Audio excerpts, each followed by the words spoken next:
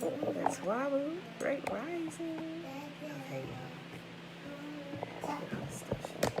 We're good. Okay. All right, y'all.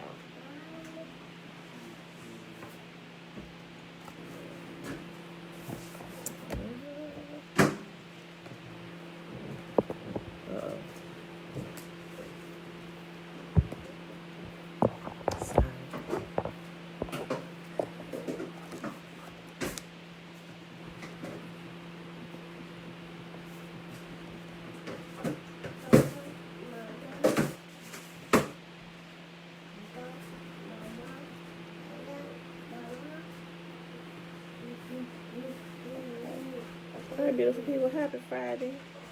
Happy Friday.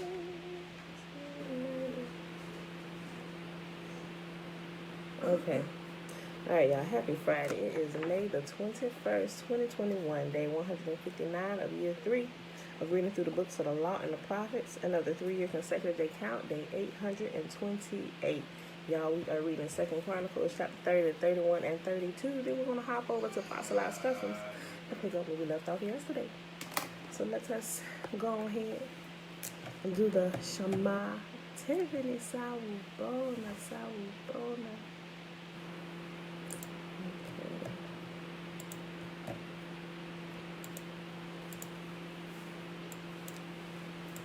The Shema is found in Deuteronomy Chapter 6.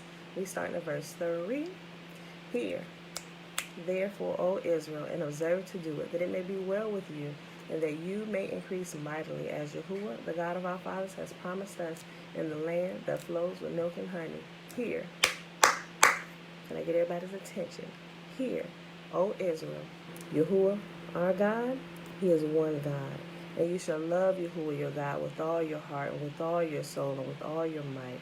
And these words which I command you this day shall be in your heart. And you shall teach them diligently unto your children. And you shall talk of them when you sit in your house, and when you walk by the way, and when you lie down, and when you rise up. And you shall bind them for a sign upon your hand, and they shall be as frontlets between your eyes. And you shall write them upon the posts of your house, and on your gates. And Yahuwah commanded us to do all these statutes, to fear Yahuwah our God for our good always, that He might preserve us alive, as it is at this day. And it shall be our righteousness if we observe to do all these commandments before Yahuwah our God, as He has commanded us. Peaceful greetings, Uncle Nathaniel. All right, y'all. So let's go ahead and get started with the reading. We are in 2nd Chronicles chapter 30 today.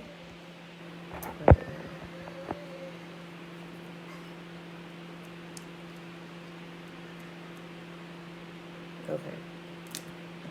Oh, King Hezekiah. We'll start with King Hezekiah. So yesterday, I'm not sure if you guys had a chance to go back and check, but in the comments section and in the description, in the description box of Facebook yesterday, and the comments section of YouTube yesterday, I put that blurb that I did about King Hezekiah, about Isaiah chapter 9 and 6, and that was referring to King Hezekiah and not a future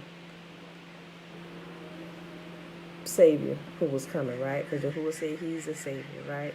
Okay, so when we keep it in context, we'll see that it's referring to King Hezekiah. All right, so if you didn't get a chance to go back and read it, go read it. Got the little references and everything there. Okay. Chapter 30, 2nd Chronicles. King Hezekiah now sent word to all of Israel and Judah, and he wrote letters of invitation to the people of Ephraim and Manasseh.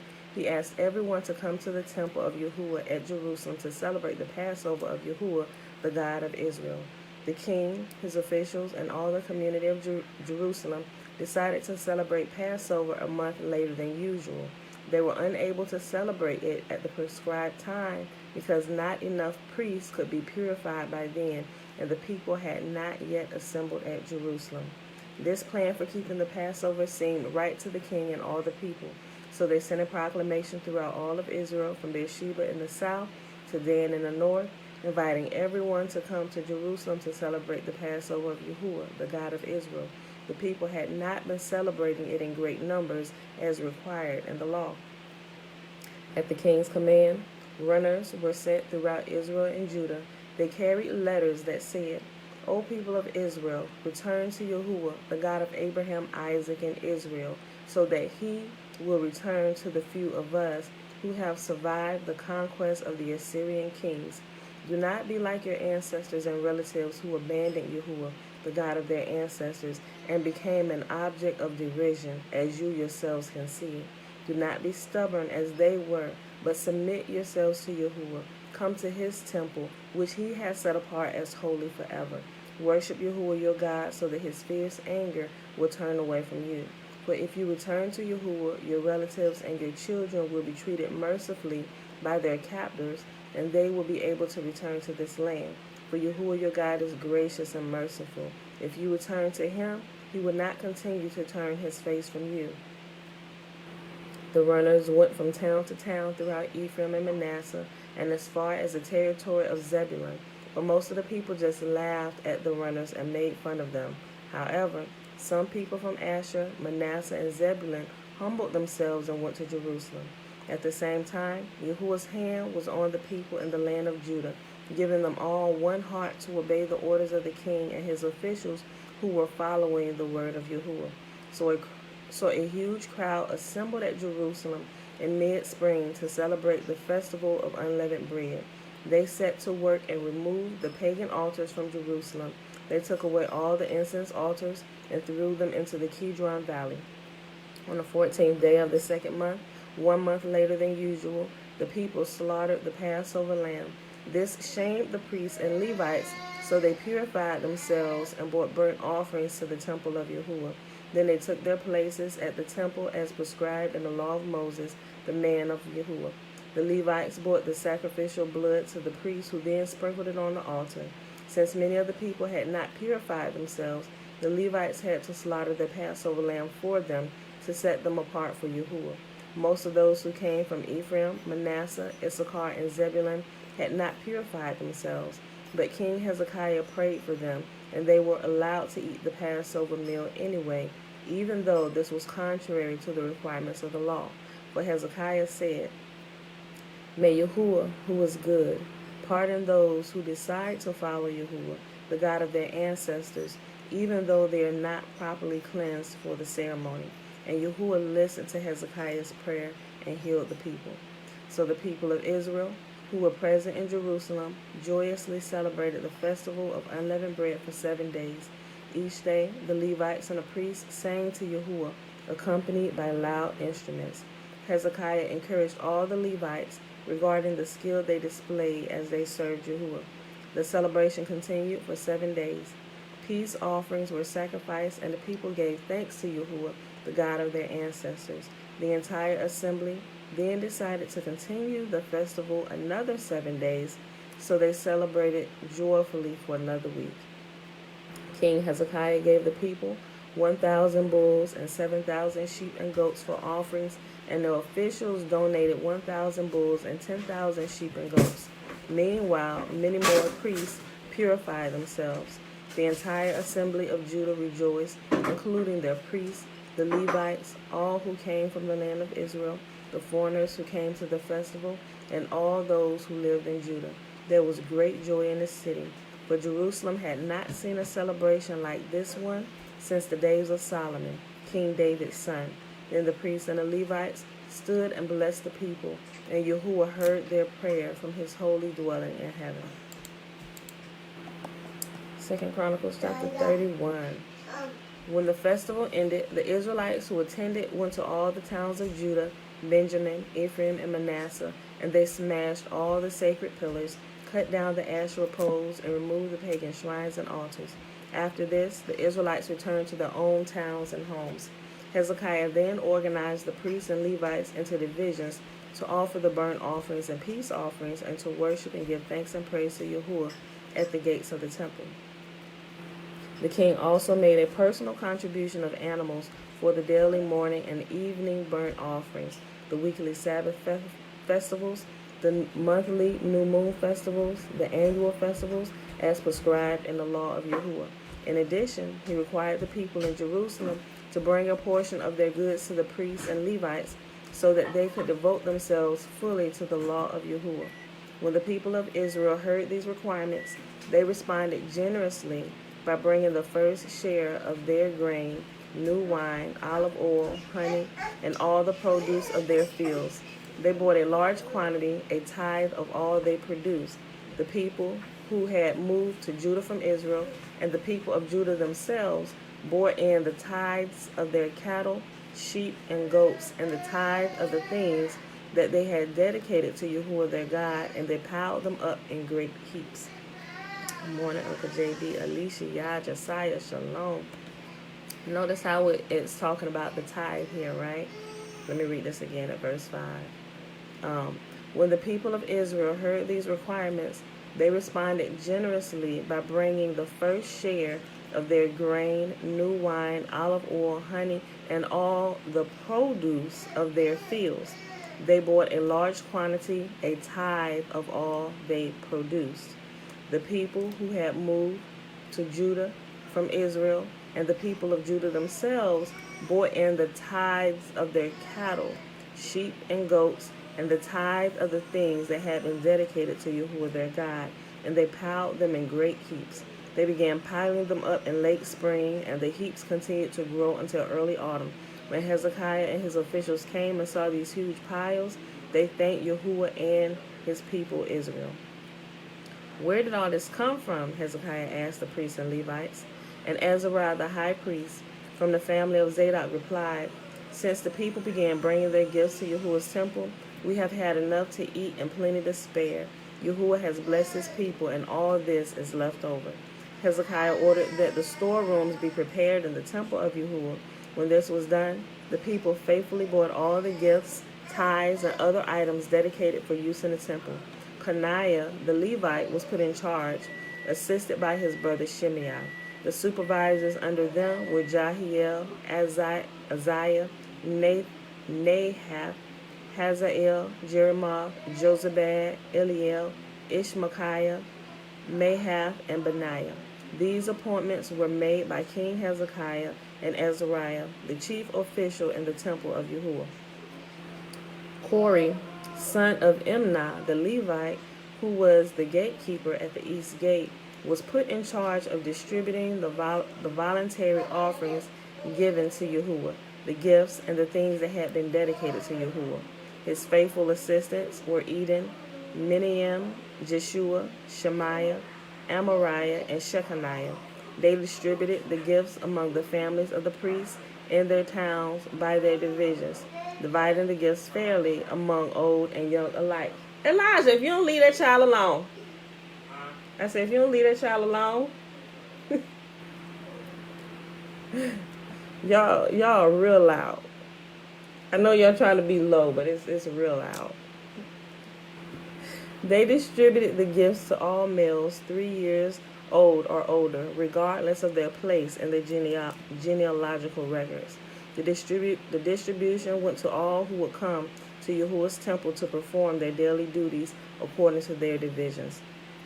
They distributed gifts to the priests who were listed by their families in the genealogical records, and to the Levites 20 years old or older who were listed according to their jobs and their divisions. Food allotments were also given to the families of all those listed in the genealogical records, including their little babies, wives, sons, and daughters, for they had all been faithful in purifying themselves. As for the priests, the descendants of Aaron, who were living in the open villages around the towns, men were appointed by name to distribute portions to every male among the priests and to all the Levites listed in the genealogical records. In this way, King Hezekiah handled the distribution throughout all Judah, doing what was pleasing and good in the sight of Yahuwah his God, and all that he did in the service of the temple of Yahuwah and in his efforts to follow Yahuwah's laws and commands, Hezekiah sought his God wholeheartedly. As a result, he was very successful. All right, y'all. Last chapter for the day, 2 Chronicles chapter 32. Assyria invades Judah. After Hezekiah had faithfully carried out this work, King Sennacherib of Assyria invaded Judah. He laid siege to the fortified towns, giving orders for his army to break through their walls. When Hezekiah realized that Sennacherib also intended to attack Jerusalem, he consulted with his officials and military advisors, and they decided to stop the flow of the springs outside the city. They organized a huge work crew to stop the flow of the springs, cutting off the brook that ran through the fields. For they said, "Why should the kings of Assyria come here and find plenty of water?" Then Hezekiah worked hard at repairing all the broken sections of the wall, erecting towers and constructing a second wall outside the first. He also reinforced the supporting terraces in the city of David and manufactured large numbers of weapons and shields. He appointed military officers over the people and assembled them before him in the square at the city gate. Then Hezekiah encouraged them by saying, "Be strong and courageous. Don't be afraid or discouraged because the king of Assyria or his mighty army, for there is a power far greater on our side. He may have a great army, but they are merely men. We have Yahuwah our God to help us and to fight our battles for us." Hezekiah's words greatly encouraged the people. Sennacherib threatens Jerusalem. While King Sennacherib of Assyria was still besieging the town of Lachish, he sent his officers to Jerusalem with this message for Hezekiah and all the people in the city. This is what the king of Sennacherib of Assyria says. "What are you trusting in that makes you think you can survive my siege of Jerusalem?" Hezekiah has said, "Yahuwah our God will rescue us from the king of Assyria."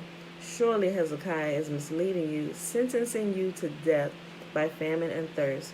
Don't you realize that Hezekiah is the very person who destroyed all Yahuwah's shrines and altars? He commanded Judah and Jerusalem to worship only at the altar at the temple and to offer sacrifices on it alone. Surely you must realize what I and the other kings of Assyria before me have done to all the people of the earth. Were any of the gods of those nations able to rescue their people from my power, which of their gods was able to rescue its people from the destructive power of my predecessors? What makes you think your God can rescue you from me? Don't let Hezekiah deceive you. Don't let him fool you like this. I say it again, no God of any nation or kingdom has ever yet been able to rescue his people from me or my ancestors. How much less will your God rescue you from my power? Oh, he talking big junk, ain't he? And Sennacherib's officers further mocked Yahuwah and his servant Hezekiah, heaping insult upon insult. The king also sent letters scorning Yahuwah, the God of Israel. He wrote, "Just as the gods of all the other nations failed to rescue their people from my power, so the God of Hezekiah will also fail." The Assyrian officials who brought the letters shouted this in Hebrew to the people gathered on the walls of the city, trying to terrify them so that it would be easier to capture the city. These officials talked about the God of Jerusalem as though he were one of the pagan gods made by human hands. Then King Hezekiah and the prophet Isaiah, son of Amos, cried out in prayer to Yahuwah, the God in heaven. And Yahuwah sent an angel who destroyed the Assyrian army with all its commanders and officers. So Sennacherib was forced to return home in disgrace to his own land. And when he entered the temple of his God, some of his own sons killed him there with a sword. That is how Yahuwah rescued Hezekiah and the people of Jerusalem from King Sennacherib of Assyria and from all the others who threatened them. So there was peace throughout the land. From then on, King Hezekiah became highly respected among all the surrounding nations, and many gifts for Yahuwah arrived at Jerusalem with some valuable presents for King Hezekiah too. About that time, Hezekiah became deathly ill. He prayed to Yahuwah, who healed him and gave him a miraculous sign. But Hezekiah did not respond appropriately to the kindness shown him, and he became proud. So Yahuwah's anger came against him and against Judah and Jerusalem. Then Hezekiah humbled himself and repented of his pride, as did the people of Jerusalem. So Yahuwah's anger did not fall on them during Hezekiah's lifetime. Hezekiah was very wealthy and honored. He built special treasury buildings for his silver, gold, precious stones, and spices, and for his shields and other valuable items. He also constructed many storehouses for his grain, new wine, and olive oil, and he made many stalls for his cattle and pens for his flocks of sheep and goats. He built many towns and acquired vast flocks of herds, for Yahuwah had given him great wealth. He blocked up the upper springs of Gihon and brought the water down through a tunnel to the west side of the city of David, and so he succeeded in everything he did. However, when ambassadors arrived from Babylon to ask about the remarkable events that had taken place in the land, Yahuwah withdrew from Hezekiah in order to test him to see what was really in his heart. We all know what happened with that, right? We know what Hezekiah did. The rest of the events in Hezekiah's reign and his acts of devotion are recorded in the vision of the prophet Isaiah, son of Amos, which is included in the book of the kings of Judah and Israel. When Hezekiah died, he was buried in the upper area of the royal cemetery, and all Judah and Jerusalem honored him at his death, and his son Manasseh became the next king. And that is our reading for today. Now we know that when these kings came and inquired of all this stuff, Hezekiah went through showing them everything, right? Showing them everything. Like, how do you give away these secrets, King Hezekiah? Right? Because he got the big head. Oh, we can pretty much do anything we want because the God of Israel is with us, right? Oh, man. When he saw Isaiah coming, he should have known something was wrong. Oh, man. Here come Isaiah. What I done did now, right? Isaiah got there. King, what are you doing? Who you got in here? Who on tour? Who on tour, King? It's a few kings from the surrounding nations.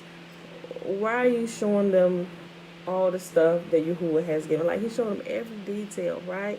So while they were there being given a tour of the kingdom, they were taking notes of everything. And we know that they came back and they ransacked everything, right? Yahuwah withdrew from King Hezekiah in order to see what was really in his heart, right? Hezekiah thought he was doing something good.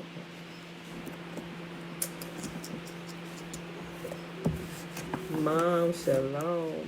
All right, beautiful people. So let's hop on over. Uh-oh, let me plug this in. I already saw it. I'm glad I looked up before I did that.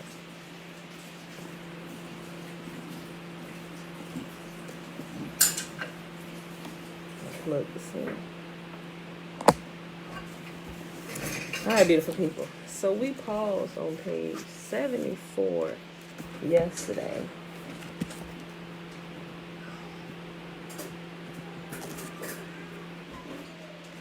Right in the middle, right a little bit past the middle of the page. Let's see.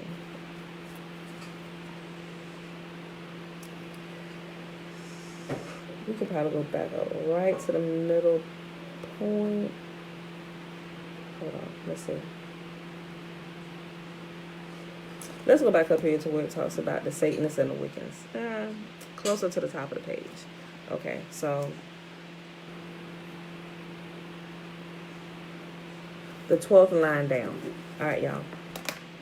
Joanne, shalom, shalom. Okay. The Satanists and Wiccans know more about the concealed origins of Christian traditions than Christians do, and often laugh behind their backs. One said, the Nazarene barbarian church, the one in the hands of the barbarians, stole the tradition of the folk pagan people. What it could not absorb was turned into their own perverse fantasies. The errors that were absorbed from paganism are in plain sight.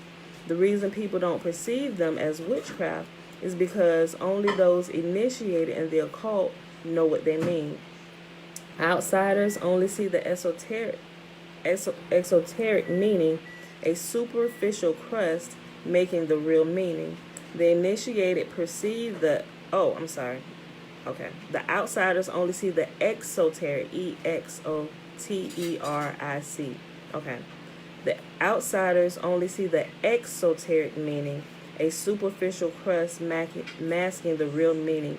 The initiated perceive the esoteric meaning, a deceiver, liar, interloper, schemer, is in our midst and has planted his seeds, our teachings. The great dragon was hurled down, that ancient serpent called the devil or Satan, who leads the whole world astray. That's Revelation 12 and 9. Mr. Exegus was very sincere, but was deceived and lacked knowledge. Teachers have said that it would not be a good idea to change the calendar to the correct year because it would just confuse the children. Who is the real kook? The one who ignores the truth and wallows in fantasy, or the one who exposes the illusions for what they really are? Inventing man-made methods of worshiping Yahuwah are not new. He has given several specific commands forbidding his people from worshiping in pagan designs or adding anything to his observances. During the exodus from Egypt, the children of Israel imitated the pagan Egyptians when they fabricated the apsis, which is the golden calf. It had never been their intention to offend him, but they constructed an altar and were going to sacrifice to him on it on the following day. But they mixed the Egyptian custom they were accustomed to into worshiping him. This calf had a sun disk between its horns. It was also the time of the year in the spring when a calf or bull image was an important pagan item. The sun was in the constellation of Taurus the bull. If something is pagan and put into the background in camouflage, we should be very careful not to mix it in our worship of him. He doesn't change.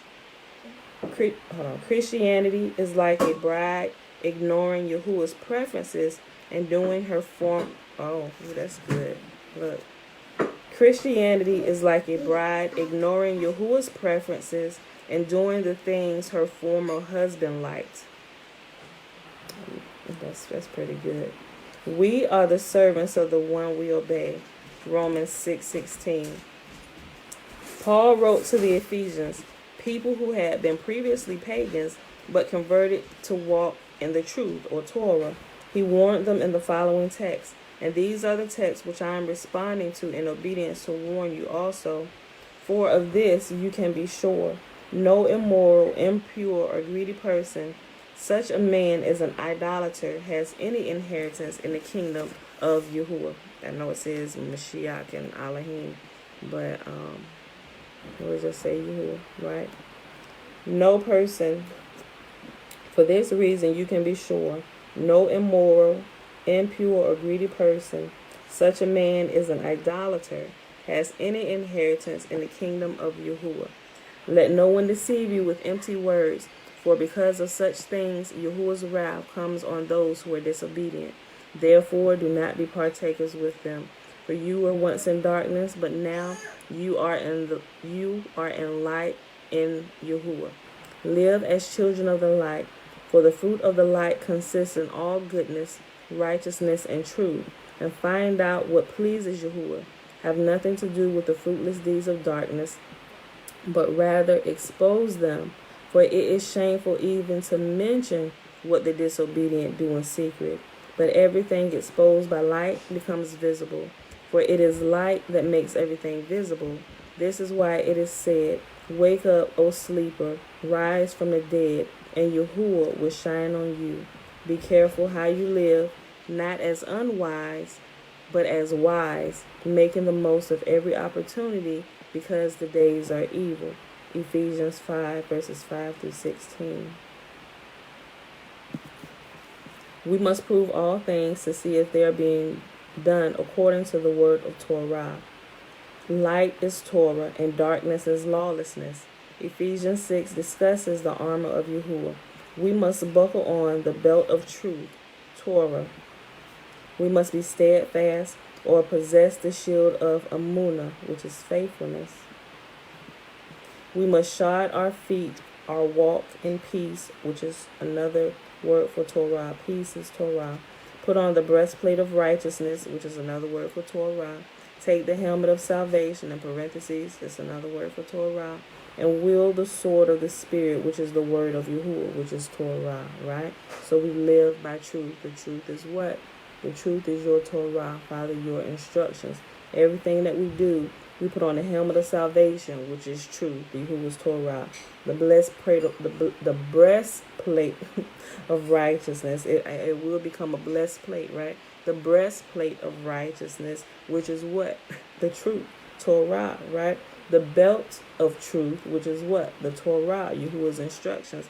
Our feet shod with the preparation of the gospel of peace, which is what? The Torah, Yahuwah's instruction. All that we do, we arm ourselves with truth, with Torah, with Yahuwah's words and his instructions, right? Okay. This enables us to stand on solid ground in the struggle against the lies sown by the rulers, powers, and spiritual forces of this darkened world. Lies, deceptions, and excuses are the storms and winds that blow against the house we have built, the skyscraper with missing rivets, or the one with rivets. That skyscraper with missing rivets, or the one with rivets. Torah is not shifting sand. As it is written, so we walk in it. The wise man will build on it as a sure foundation. The flesh must be disciplined by practice and walking in the light of Torah, which is found in Hebrews 5 verse 14.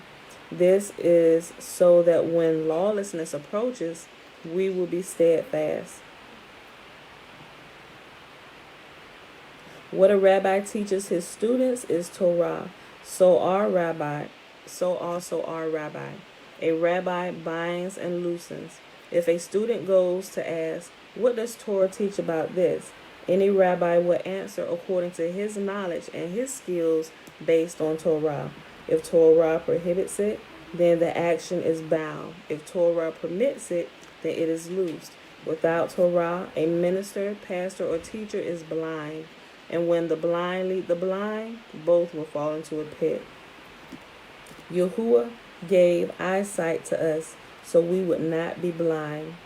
It says Yahusha, but Yahuwah is the creator of these bodies, right? So let's do this. Just for the sake of people not getting confused, it's Yahuwah. Yahuwah gave eyesight to us so we would not be blind. Paganism and false behavior defiles us. All right, here's where it says Yahusha, but so people don't get confused. Let's say this, cross out the end, Usha, and just put Yah, right? Yahuwah gave us the keys to the kingdom, the Torah written on our hearts. He left us the authority to bind and loose. We do not bind, forbid anything alone, but with the spirit of Yahuwah, we not serene around the world can bind and loose, and we have bound the items being exposed in this book. We expose them as a counterfeit worship. For this we will suffer, and though we come in peace, some will be killed for it.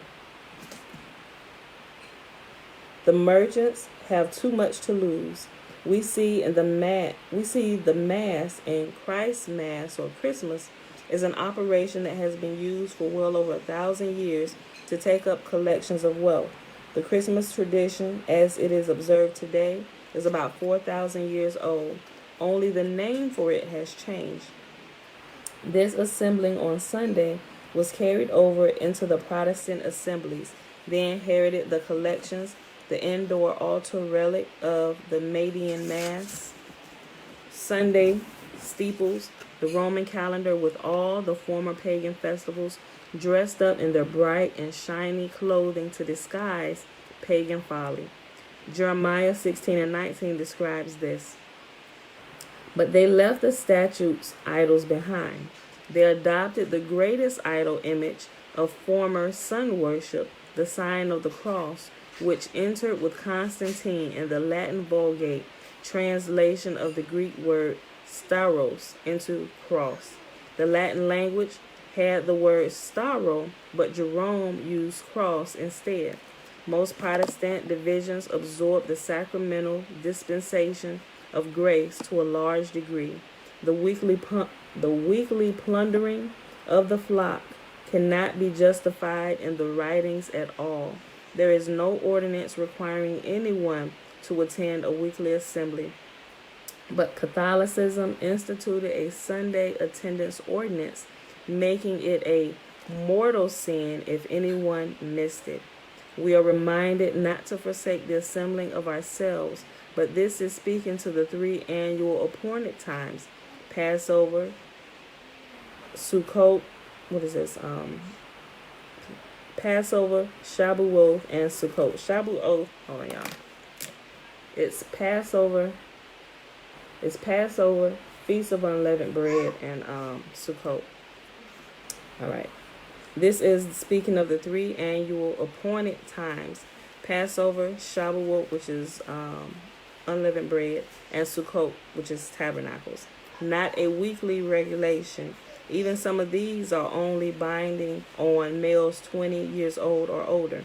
Today we understand that the synagogues are places to study the Torah, prophets, and the writings, to educate people and proselytes as well. The word synagogue primarily means congregation, not building. Okay, so we'll read this. The Mashiach's true way is Torah.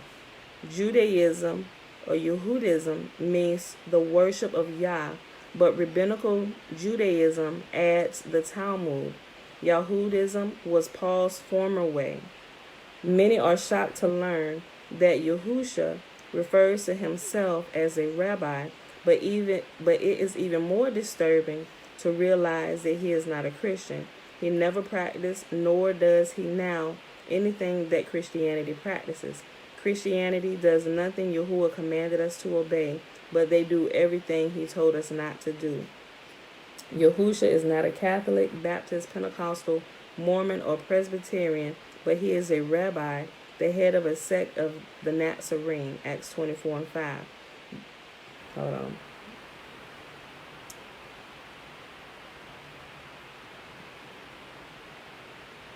Okay, it says the fact that he is about to return and rule the earth. Well, it's not he that's going to return. It's Yahuwah, right? Or the king that Yahuwah, how does Yahuwah, based on what we know and understand, is somebody in the current generation who Yahuwah will raise up, right? He doesn't, as far as we know, he doesn't bring anybody back from the grave to do that. It's always somebody in that current generation who has grown up with the people. That's what Yahuwah has done, right? The fact that Yahuwah is about to return and rule the earth is not a common message you hear, yet we are told to comfort one another with this knowledge as we see the day approaching. 1 Thessalonians 4:18. At Yahuwah's return, those who died awaiting him, whose names are written in a scroll of life, the one with the 7 seals, will be resurrected. We who are alive will be changed. It will be like the wink of an eyelid. 1 Corinthians 15:52. The rest will be caught by surprise. This will be when the elements will be burned. 2 Peter 2:3 and 7. You already realize that Santa Claus is not in the writings, but how did this character get mixed into the stew? A character which has many faces to many people. This enigmatic illusion inspires all ages. The ancient shamanic cave drawings, pagan Germanic deities, places of cold and heat alike, all have this faceless and nameless one in common since long before history was all have this faceless and nameless one in common since long before history was recorded, or at least the knowledge extends over the sight horizon of our knowledge about the past. Who he is was passed down to us from a story from the early Norsemen. That is only true of the English word, because other language groups have shared cultural memory or such a character as Santa Claus also. You only get the latest echo of what the character was, because the last major change in him happened within the last 70 years, one generation, or span of an average life. At adulthood, when it is realized that it is all fiction, most continue to lie to their children, and the cycle continues. The whole objective of Nimrod worship and the character of Santa Claus, Moloch, was intended to divert our worship away from our Father Yahuwah. Santa Claus, Molech. Think about Santa and what y'all do with y'all children, letting them go sit on his lap. I ain't saying y'all, but the people that do. Christmas and Easter portray a fertility cycle and are really witchcraft camouflaged as the birth and resurrection events recorded in Scripture. When a person turns away from these things, other cultural pressures are brought into play, and the name Scrooge is often applied to them. If any of you guys ever moved away from some of these feasts that most of the world celebrates, it's like the pressure is put on you so bad, especially if you were all into it, right? And it's like the pressure of the outside world begins to weigh down on you. And it's like it's a strong pull, and it makes you feel like you're doing something wrong when you pull away. Thank you, Tiffany. Shavuot, Feast of Weeks, Pentecost. Thank you.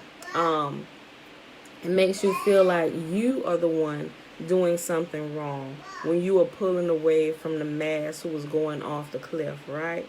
Some people, they can't handle the Scrooge name calling, right? And they join right back in. That happened a couple times with us as we moved away. It's like, oh, you don't celebrate Christmas? What you mean the baby can't have no Christmas? It's Christmas time, So all this, and then found myself, and it was like, oh, then we bought a Christmas tree, and I'm like, this is so wrong. Father, I feel so wrong. We shouldn't be doing this. But allowing what other people say is like, oh, and it's this time of the season, joyous occasion, So I'm just like, look, here, listen. And it's like, it was like, you know what? I wish we could just sleep through the holiday, right? Because it does becomes so strong. People, oh, what are you doing, oh kids? Oh, what did you get for Christmas and all this stuff? And so as the days approach, like, you constantly have to teach your children truth so they're not taken by it and they don't feel like they're missing something. Because that's what happens a lot of times. All the commercials, like, keep the TV completely off. All the commercials, they start preparing you right at Thanksgiving time. Start these Christmas commercials and stuff, and the kids will watch. It's like, oh, can we get this? Are we celebrating Christmas this year? Can we get this? And so you gotta prepare for this stuff way before it starts coming up, especially if you have a house full of children, right? We don't celebrate Christmas because this is this. We worship Yahuwah. You have to figure out a way to explain it to them in a way that they understand. But it's like you have to teach them the ways of righteousness, right? You can't just take something away from somebody and not give them anything, right? It's like sweeping the house clean and not filling it with good stuff, right? Because those that were lurking, that were there that shouldn't be there, they're going to come back, find a place that's been swept empty, and they're going to take up residence again, right? So that's something I remember my uncle taught me a long time ago. He said you can't just take something from somebody, you have to replace it with something. Clearly the scriptures say that, but not in those words. But you have to remove the lies and you have to replace it with truth, right?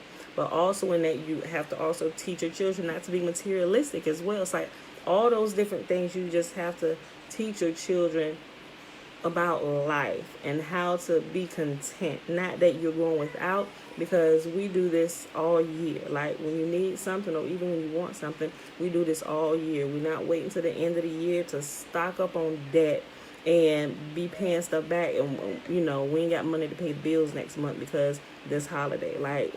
I'm so glad when we finally completely broke free of that. Clearly, you still got family members. Okay, but they pretty much know now, so they don't really like, hey, everybody doing happy holidays, So our happy holiday people back, But it's just a strong pull, And some people go into depression and stuff. It's like, okay, you put this away, but you're not filling yourself with truth. That's why it's so hard. So that's what we had to understand and realize, and it's just a process that you have to go through, So, but everybody has their times. People say, bah, humbug. Okay. When a person turns away from these things, other cultural pressures are brought into play, and the name Scrooge is often applied to them. As you read this book, it is sweet to have your curiosity for the truth satisfied, but as you digest it, it turns your stomach sour, doesn't it? It's like when you hear the truth, like one of the ladies responded on a video yesterday. She said she said when she found out that worshiping JC was wrong, she said she was literally sick for 2 days, right? Because her affections had been misguided, and you're worshiping somebody you were never intended to worship when you're only supposed to worship Yahuwah. She said when she realized that, when Yahuwah showed her that, she was literally sick for 2 days. I was like, sis, I know what you mean. Like all of us, and that's what it's talking about. When you find out the truth, it literally turns your stomach sour because you really thought you were doing what was right, and it's horrifying to find out that all this time you've been putting your energy into, like, this is the way. No, not quite. You got a heart to do what's right, but let me show you what the real truth is. And when you found out that you in fact were wrong, and you were doing this all wrong, like committing complete blasphemy, doing the opposite of what Yahuwah commanded his people to do, it literally makes you sick to your stomach. Like, I was sick for days. Like, when we talked about it, I was sick for days. And everybody who comes to that realization, they said they get sick, right? I'm just like, because it's like, it's shocking to us. Like, we thought we was doing what was right because we have a heart to do what's right. We would never purposely do what's wrong, right? So when we found out that was us, it makes us sick, and some of us cry and we weep like, Father, forgive us, and we're repenting for days. And then we pick up ourselves, put that away, take up the truth, and we begin walking in the real truth, right? Yeah. Gotta get out of that herd mentality. All right. As you read this book, it is sweet to have your curiosity for the truth satisfied, but as you digest it, it turns your stomach sour, doesn't it? Read Revelation 10, verses 7 through 11. Most of mankind is worshiping Nimrod or Molech still, but they don't know it. Incredible effort is expended by everyone to conform to the adversary's hidden agendas, but they don't know it. The dragon deceives the whole world, and he is really good at what he has done, right? There is a war going on against the truth, and you're in it. The battle is fought in the hearts and minds of mankind. The vast majority believe that in the beginning there was nothing, then it exploded. Rain, withered rocks, and molecules in solution developed into the building blocks of life, and eventually became biophysicists who believe they came from a rock. The second largest rock carving in the world, Mount Rushmore in the Black Hills of South Dakota, depicts the faces of George Washington, Thomas Jefferson, Theodore Roosevelt, and Abraham Lincoln, each about 18 meters high. If you ask one of the evolutionists if they think the universe could ever randomly create such a formation by itself over any period of time, they will logically admit it to be impossible. Yet they believe the universe could randomly create the actual man depicted on the rock.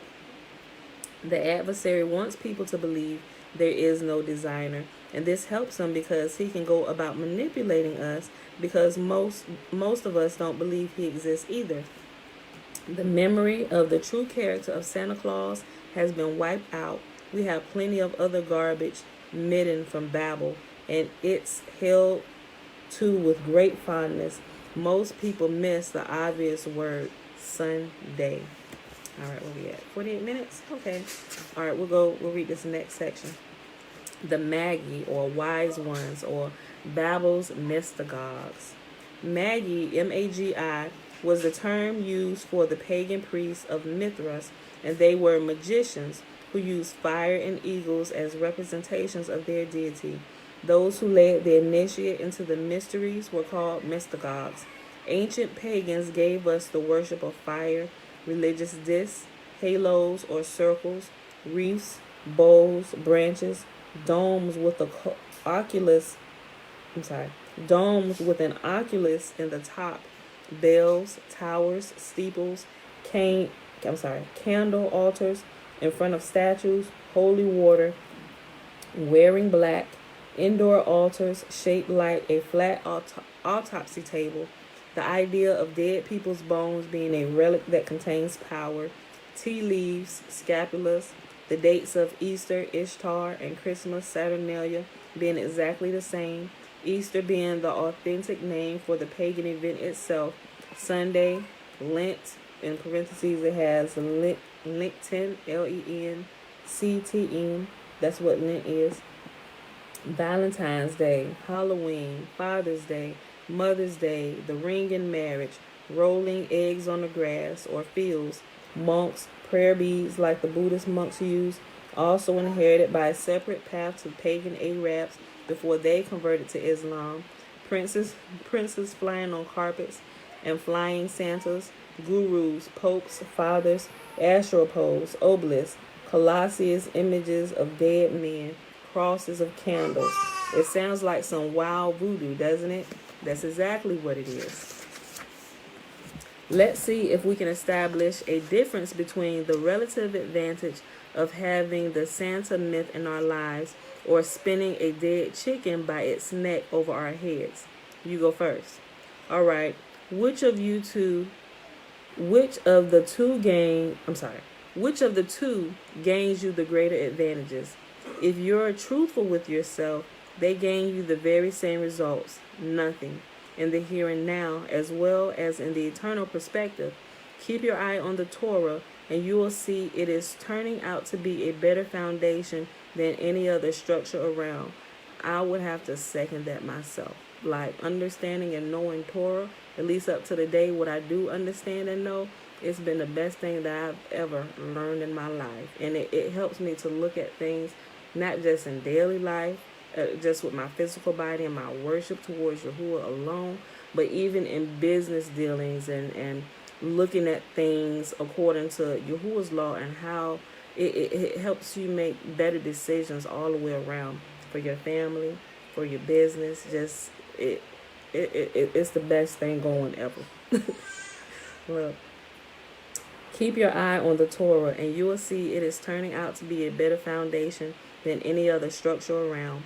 Names, beliefs, customs, and teachings all dissolve as shifting sand on the beach of history, but the Torah stands like a rock. There is nothing evil hiding under the Torah. It simply teaches us how to love.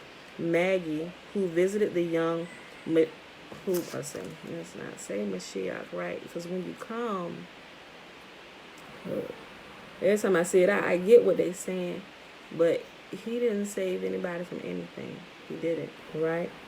The most he did according to what the book teaches, but I can't even really say that now that I think about it. I was about to say he walked in Torah in a way, but some of the things he was saying, especially like with the cannibalism, like drinking the blood, taking the juice or wine, acting like it's his blood, drinking it and eating his flesh, like that's directly against what Yahuwah says, right? So you really have to be careful, right? The leaven is abundant, so you have to be careful, right? It says, Maggie, who visited the young Yahusha, came when he was about 2 years old, not the night of his birth. They spoke to Herod first, and he carefully examined them to learn exactly when the star had appeared. The Magi were probably Mandians, sun worshippers, and were watching for this star because they were descendants of the Babylonians who had preserved copies of Daniel's writings and probably other prophets as well. The reason the Magi paid close attention was because Daniel was quite a famous and important figure among the Babylonian wise men, and his interpretation of Nebuchadnezzar's dream had saved the lives of all their ancestors. They were what we would call wizards and may have been keepers of the flame, the sacred fire. Remember that these men were also the primary reason the clergy were as black today. They played with ashes a lot of the time. They were mumblers who interpreted the mysteries. No doubt Nostradamus had a lot in common with them. He gazed into a fire when writing his quatrains. They engaged in magic. This logically led to the medieval attempt to transmutate metals like iron into gold. The gifts the Magi brought were gold, a gift for a king, frankincense, a gift for a priest, and myrrh, a burial ointment used to glue the wrappings of the body. But these costly gifts also provided for the flight and stay in Egypt, since Joseph, Miriam, and we ain't gonna say the Prince of Peace. We're gonna say JC, Mary, Joseph, and their little baby, left that very night, being warned by Gabriel of Herod's design to kill the child. Any child can show you which day is the seventh day of the week on the calendar. How is it that we adults find it so difficult to rest on a proper day? Luke, anytime it's about to say something, I need to pre-read the scripture just to make sure. Okay. At Luke 18:17, Yahushua said, whoever does not receive the kingdom of Yahuwah like a child shall not enter it. We all read scripture to find deeper meanings and glean the pure thoughts of the one who inspired it. There are false teachers guiding people away from the truth as well, misleading them into greater darkness. And one of these, the study of Kabbalism, Kabbalism, I probably said that wrong. Kabbalism, y'all know what I'm saying. The study of Kabbalism, there are 4 levels of meaning. This puffed up teaching is like leavening expands bread. Kabbalah is about yoking with forces, just as a guru teaches his adherents to pursue through yoga. We are warned to be aware of the leavening or inflated teachings of the scribes and Pharisees. These men and others like Kabbalists interpreted Torah on these 4 levels. Peshat, the literal meaning of the words. Remez, the simple secondary meaning. Drosh, an exotic derivative going out on a limb, straining the meaning severely. And Sood, let's hope we aren't responsible for this interpretation level. Like, this is completely way out there, that 4th level. Anyway, if we strain to see past what Torah literally says, it might cause us to overlook it. Straining out a gnat, we could swallow a camel as we drink the milk of the Torah. Or we could find that as we correct another on a small detail, we have overlooked a huge log in our own ability to see with clarity what Torah says. Yahushua's remark must have sounded insulting to the puffed up rabbis or exalted ones. The Pharisees, Kabbalism, had leavened or puffed up their self-image and added much. Yahushua was clearly saying that a child was superior to them in comprehension. Many traditions in Rabbinic Yehudism and Catholicism originate in Buddhism. Okay, who we at? Are we at 58?